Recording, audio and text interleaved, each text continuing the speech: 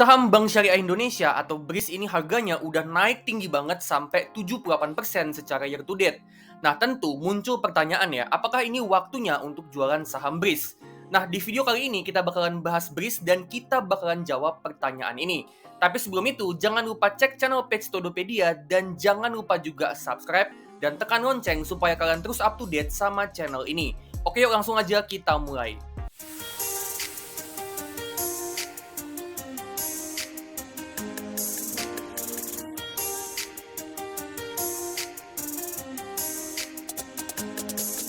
Nah, untuk ngejawab pertanyaan apakah sekarang waktunya untuk jualan saham BRIS, gue bakalan coba bedah dari dua sudut pandang, yaitu yes waktunya jual dan no sebaiknya hold dulu. Pertama kita bahas dari perspektif yes, jual saham BRIS. Alasan pertama kenapa sebaiknya jual saham BRIS itu adalah karena valuasinya yang over value atau udah kemahalan. Dengan saham BRIS ini udah naik ke 3.100, artinya saham BRIS itu sekarang ada di valuasi price to earnings 22,7 kali dan price to book value atau PBV itu 3,4 kali. Yang mana ini jelas banget termasuk valuasi yang premium, terutama dari segi PBV-nya yang udah jauh banget di atas 1.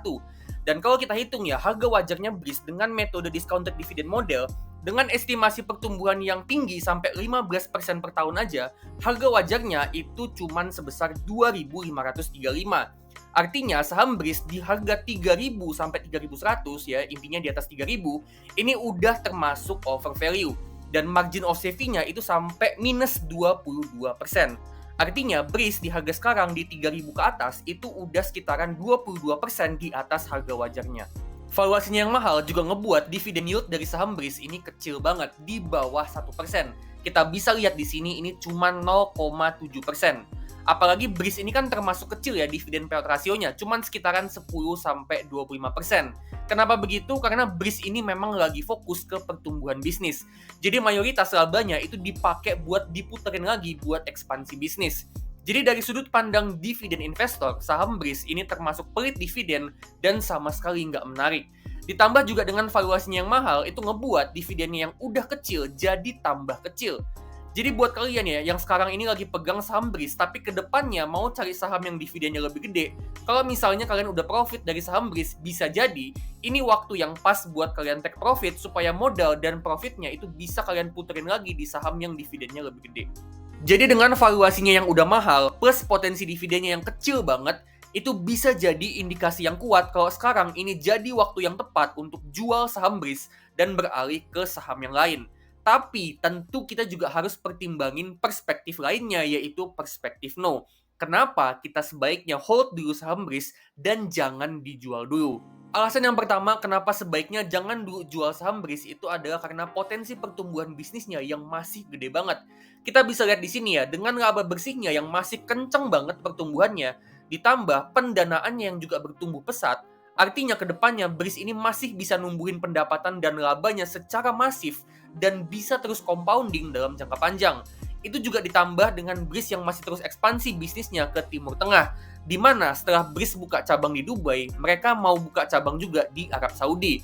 Jadi meskipun dalam jangka pendek ya, sahamnya itu udah naik tinggi, tapi kedepannya dengan mereka masih terus numbuhin labanya, mereka juga masih terus ekspansi bisnis, menurut gua, potensi upside-nya saham BRIS dalam jangka panjang ini masih gede banget.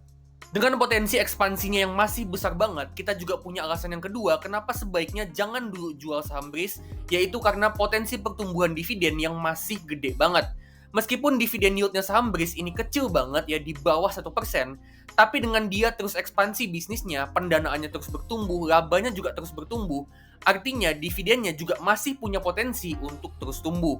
Itu juga belum termasuk kalau kedepannya ya, dengan BRIS ini dia terus tumbuh, dia jadi bank yang makin lama makin gede, akan sampai di satu titik di mana dia akan jadi bank yang besar dan dia butuh dana yang makin lama makin kecil untuk ekspansi. Dan itu ngebuat BRIS itu akan ngurangin biaya untuk ekspansi dan akan memperbesar alokasi laba yang akan jadi dividen buat investornya. Dengan kata lain, BRIS ini masih punya potensi untuk memperbesar dividen payout rasionya ke depannya untuk semakin memperbesar dividen yield yang diterima investor.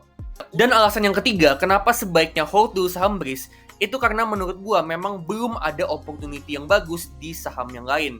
Selain saham BRIS yang naiknya udah tinggi, saham-saham lain itu juga banyak yang naiknya udah tinggi. Saham-saham bank besar kayak BBCA, BBRI, BMRI, sama BBNI, ini naiknya juga udah tinggi dari 1 sampai 2 bulan terakhir. Begitu juga saham bank second liner kayak NISP, BNGA, dan juga saham non-bank kayak Astra, Indofood, Adaro, UNTR, sama SMSM, itu juga naiknya udah cukup signifikan. Jadi menurut gue ya, untuk sekarang nih, kesempatan untuk beli saham yang bisnisnya bagus dan valuasinya murah, ini lagi cukup kecil kesempatannya. Dan kalau kalian pegang saham BRIS, terutama kalian yang pegang di modal bawah, ya modal bawah itu ya di bawah 2000, itu ada baiknya di hold dulu aja sampai nanti ketemu opportunity yang bagus di saham lain. Jadi dari dua sudut pandang ini, antara jual atau hold saham BRIS, itu lebih banyak alasan yang menjustifikasi untuk hold saham BRIS.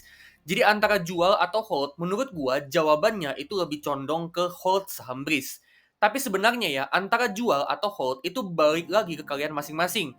Apakah kalian mau hold saham BRIS ini untuk jangka waktu yang panjang atau kalian mau jangka waktu yang lebih pendek? Menurut gua, saham BRIS ini untuk jangka pendek potensi upside-nya akan kecil dan punya potensi downside yang cukup besar karena memang harganya itu udah naik signifikan banget.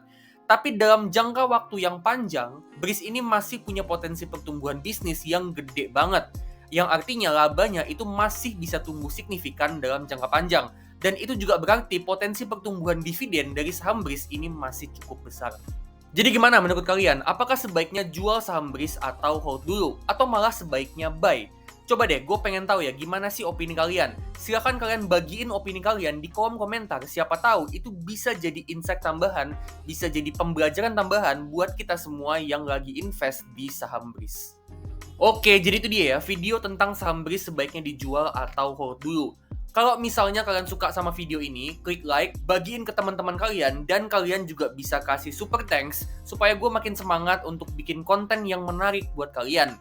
Disclaimer ya, keputusan investasi itu 100% ada di tangan masing-masing dan tetap do your own research. Dan gue nggak bertanggung jawab atas keputusan apapun yang kalian ambil. Oke, kalau gitu gue pamit dulu dan sampai ketemu di video selanjutnya.